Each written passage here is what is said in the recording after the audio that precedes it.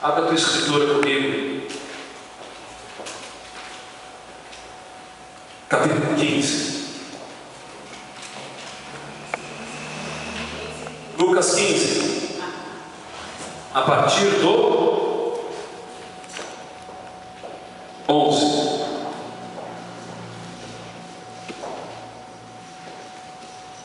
Eu queria, na escritura original, ela não tem esses subtítulos, né? Isto foi um facilitador que as traduções, desde o início do século, realizaram, para que a gente tenha uma subdivisão dos temas e uma melhor compreensão daquilo que vai ser tratado. Mas se você pegar uma escritura original, que foi escrita em grego e foi traduzida nas primeiras versões, não existe a parábola do filho pródigo, a parábola do mordomo infiel, o rico e do Lázaro. Isso não existe, né? Isso é um facilitador, como eu falei. Então, pelos olhos espirituais, e a gente está acostumado a ler essa parábola, a gente já tem fixado a questão da história do filho mais novo, que sai, vive uma série de experiências e no ápice, no extremo da necessidade, da dificuldade, ele se lembra de onde ele veio, de onde ele saiu e o que ele deixou para trás. E a essa parábola é dado o nome filho pródigo. Mas assim, espiritualmente, irmãos, eu quero te levar hoje a aprofundar. E o nosso tema não vai ser o filho mais novo. Portanto, eu quero te abrir um parênteses, que essa parábola ela trata de 3 filhos. Sendo que desses 3 filhos, 2 são pródigos. São filhos pródigos, não só o mais novo. Porque o mais novo, ele tratou de gastar ou de viver uma vida pródiga com os bens que seu pai resolveu dar antes da hora para ele. Ao passo que o filho mais velho, ele também desperdiçou de algo também muito importante. Ele gastou algo muito importante, também dissolutamente, de uma maneira irregrada, que é o tempo. O filho mais velho gastou ou desperdiçou muito tempo. E o texto vai nos mostrar isso claramente, que passaram muitos anos,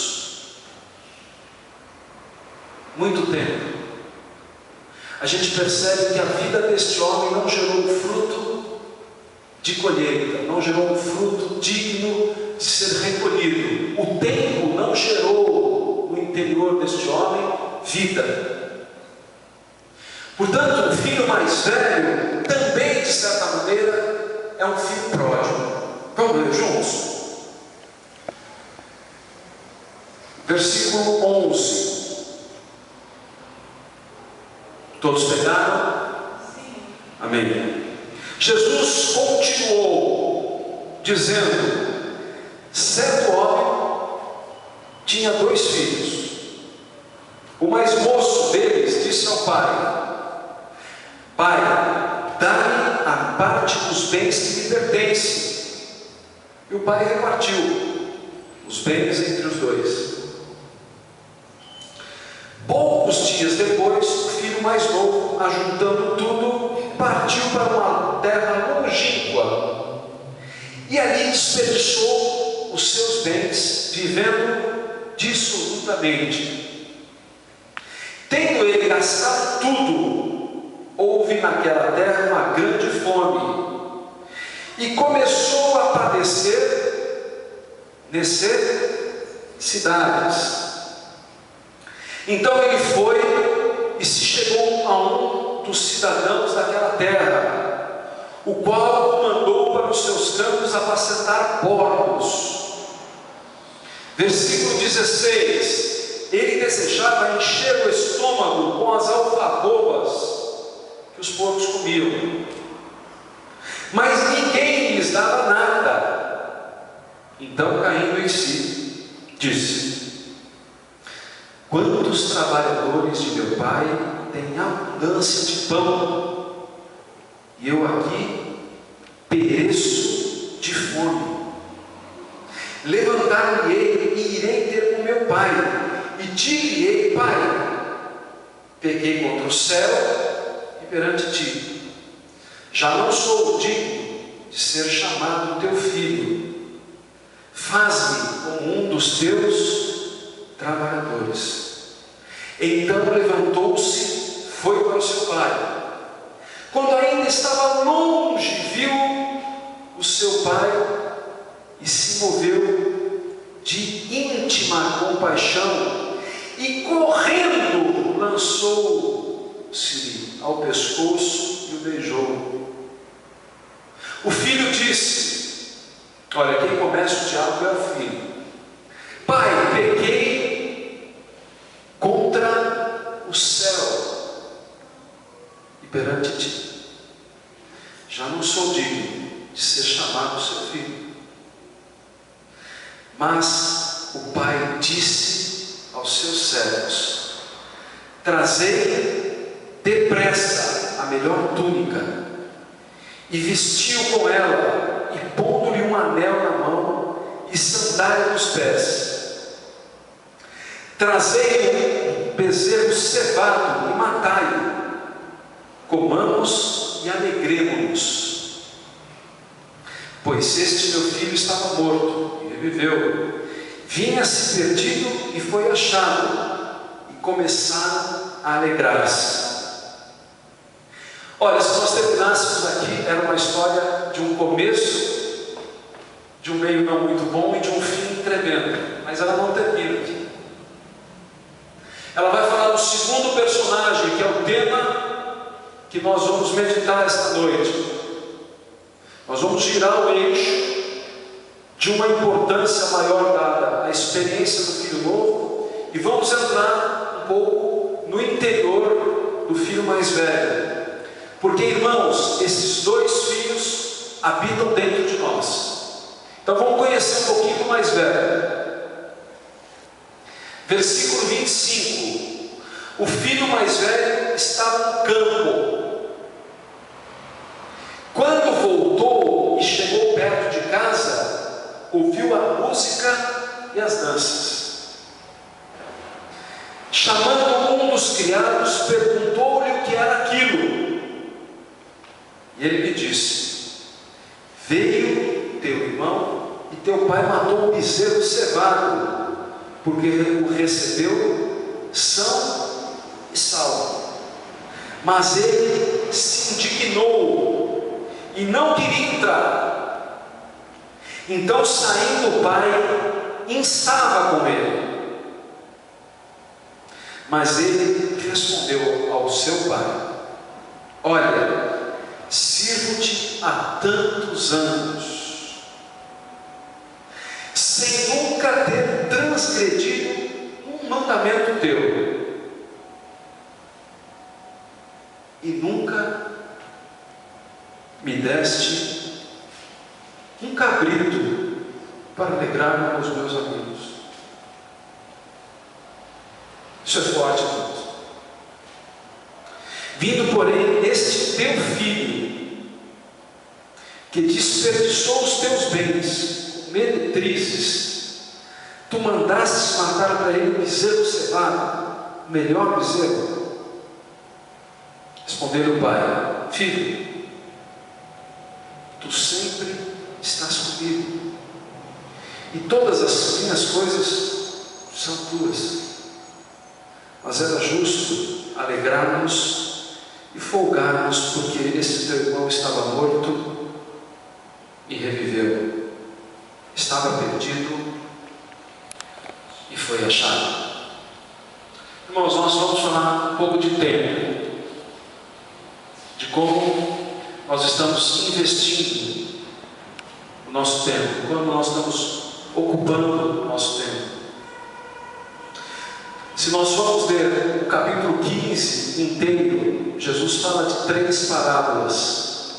E as 3 parábolas se interligam porque elas vão falar de um produto de alegria que se forma no interior do homem à medida que ele acha coisas que ele pensara ou que ele havia perdido. Então vai falar do pastor que encontrou a sua ovelha, vai falar da mulher que encontrou a dracma, e vai falar de um pai que se reencontra com um filho que andou perdido por muitos lugares e se reencontrou. A gente percebe que vai tendo uma evolução as 3 parábolas.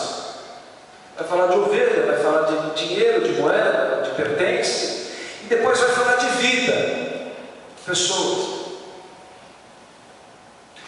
E uma coisa que me assusta, e quando eu li esse livro com este enfoque, ao mesmo tempo que me assusta e me impressiona, me causa muita tristeza, porque nós podemos olhar esta parábola e falarmos deste filho mais velho sobre 2 perspectivas muito claras.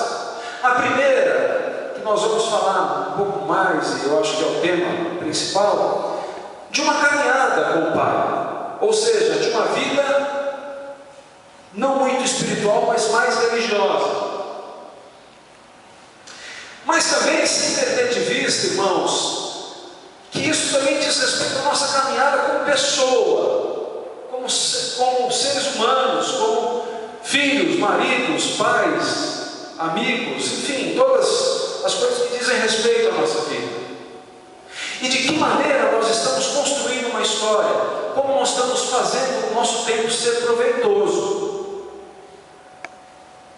Porque é muito triste nós chegarmos numa etapa da nossa vida e percebemos que tudo aquilo que nós fizemos até de uma maneira certa, mas com uma motivação errada. E aí o resultado faz toda a diferença. Porque não adianta nós termos um olhar certo, se a motivação com que a gente faz as coisas não é correta. Nós vamos incorrer numa chave ou num dilema de fazermos as coisas por obrigação, por dever, e nos tornarmos um modelo de homem de insucesso, de fracasso existencial interior. A nossa vida interior vai morrendo, vai secando, vai acabando, vai se tornando sem graça. E o resultado que este jovem, este homem nos mostra é um conjunto de tudo isso. Quando eu li esse versículo, eu me lembrei de um texto que está em Lucas 13, que fala do encontro de Jesus com uma mulher que vivia um processo de encurvamento na sua vida por 18 anos. Olha, percebam que o texto fala que aquela mulher frequentava a sinagoga.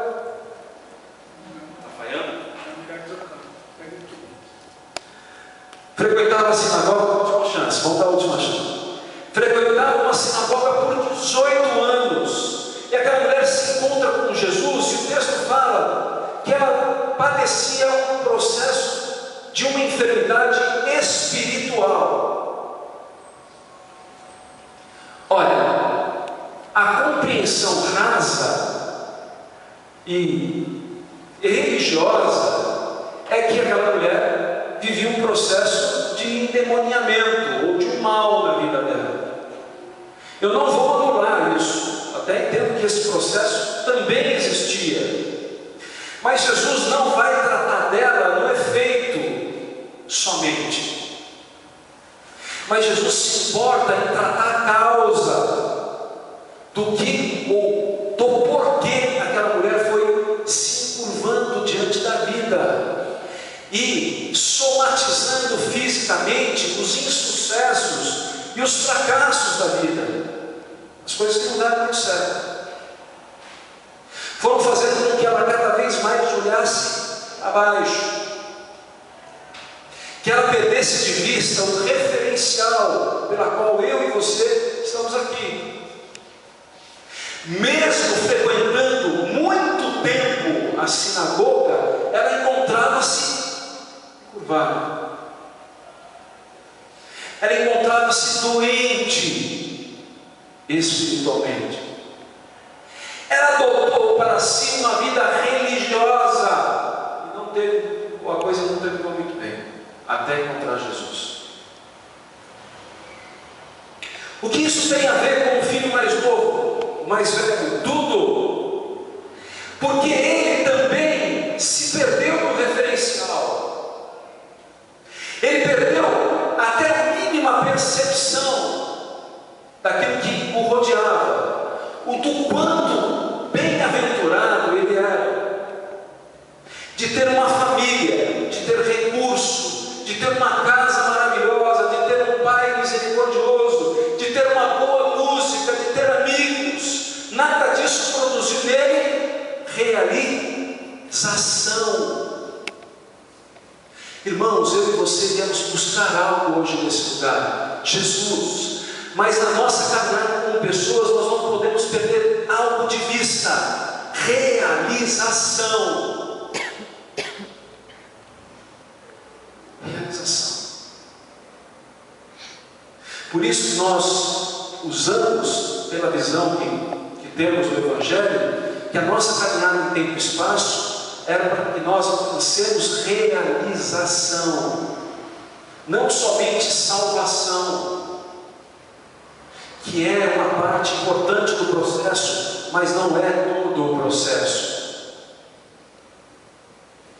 Se a gente olhar somente para a salvação, nós podemos cumprir rituais religiosos que, de alguma forma, as Escrituras nos apontam salvação. Que muitas vezes, ou eu acredito que na maioria delas, foi o que guiou esse jovem, esse filho mais velho. Cumprimento de coisas, realização de tarefas, que gera merecimento. Eu faço, vou gerando crédito, merecimento.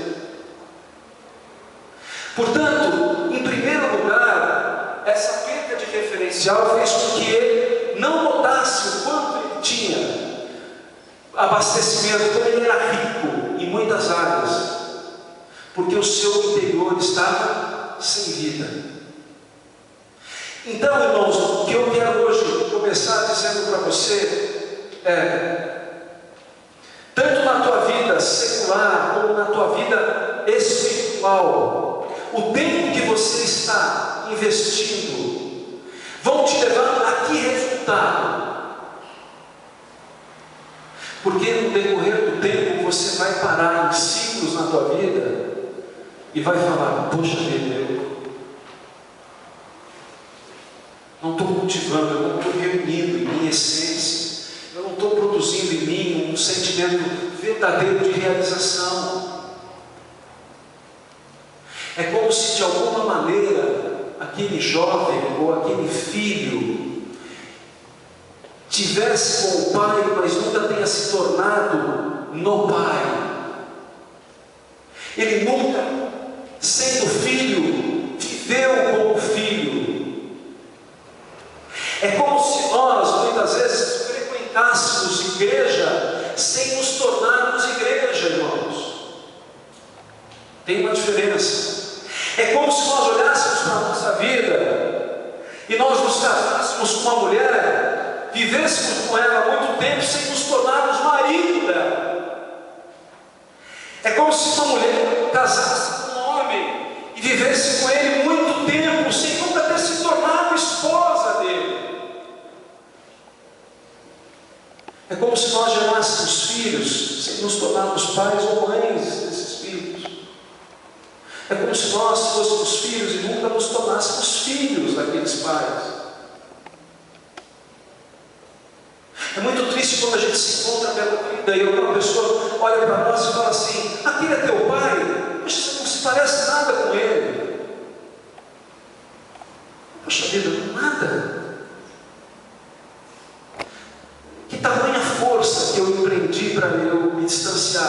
que aquele homem ou que aquela mulher se parece? Quanto que eu gastei de tempo, quanto eu dediquei de força para cada vez mais me parecer com os referenciais que me trouxeram à vida? A gente pode estar durante muito tempo convivendo sem pertencer a algo, sem construir uma história de realização, e o tempo é vão. Olhar para esse jovem se reencontrando com seu irmão é uma das histórias mais tristes que as Escrituras contam. Uma vida seca, uma vida fria, uma vida sem vida. Eu estou dizendo muito sobre isso porque eu já me encontrei muito com personagens assim, que frequentaram, que atrofiaram espiritualmente, porque nutriram durante muito tempo uma expectativa irreal em relação a Cristo, em relação à igreja, em relação ao Evangelho. E o que nós estamos vendo por aí é uma sucessão de produtos em larga série, em larga escala, de formação de pessoas frustradas, religiosamente falando, de pessoas que andaram, se encurvaram e morreram. Para nós que hoje vivemos muito próximos e sob o efeito das redes sociais, provavelmente a gente se encontra com alguma pessoa que já esteve por aqui, ou já esteve em outros lugares que nós frequentamos e que tivemos comunhão, e hoje a gente olha e fala: meu Deus, será que o problema foi do pregador? A palavra não era boa? Será que o problema era a igreja? A gente vai começar a procurar coisas, porque a gente enxerga um resultado e fala: puxa, tudo isso estava dentro da pessoa durante todo esse tempo. E resulta, irmãos, naquele versículo, não sei se é o 26, resulta numa pergunta emblemática, significativa e triste, que aquele filho mais velho falou: o que é aquilo que está acontecendo? É como se as pessoas nunca estivessem, por mais que a presença delas era notada, elas não estiveram. As pessoas não se encontraram com Jesus. As pessoas se interessaram por Jesus. As pessoas entenderam que era o Filho de Deus, mas as pessoas não tiveram uma relação com Jesus. Quando Jesus declara: conhecerei a verdade, Ele não fala apenas no sentido da descoberta, da revelação intelectual, e nem da relação emocional. Quando Ele fala: conhecerei a verdade, quem é a verdade? Ele mesmo. E ela vai te libertar. O conhecer é no sentido da intimidade, de relacionamento, de vida, como se fosse conjugal com Ele, a todo tempo, de profunda intimidade. Isso constrói vida interior. Isso faz com que nós sejamos realizáveis, essencialmente. E uma grande diferença entre o filho mais novo e o filho mais velho está neste ponto: que o filho mais novo descobriu que nas margens da existência humana, nos caminhos que nós traçamos, nas escolhas que a gente faz na nossa vida, nós podemos encontrar pérolas, coisas de valor que vão apontar um sentido para a nossa vida. Nem que para isso foi necessário que ele perdesse tudo, sem ter perdido o principal. Olha, é possível que às vezes a gente se sinta perdendo tudo, desde que a gente não perca o principal. que é a referência que nós trazemos de nós do Pai. E o filho mais velho não identificou margem nenhuma nas escolhas, na sua vida, porque nenhuma das coisas que ele fez foram escolhas. Na verdade, ele não escolheu servir o Pai. Não foi uma escolha. Foi uma imposição a ele mesmo. Foi um plano que ele identificou de ser reconhecido por merecimento. E isso não traz realização, não traz vida, não traz alegria interior. Então eu queria chamar a tua atenção para que nós olhássemos novamente com outro olhar no versículo 25.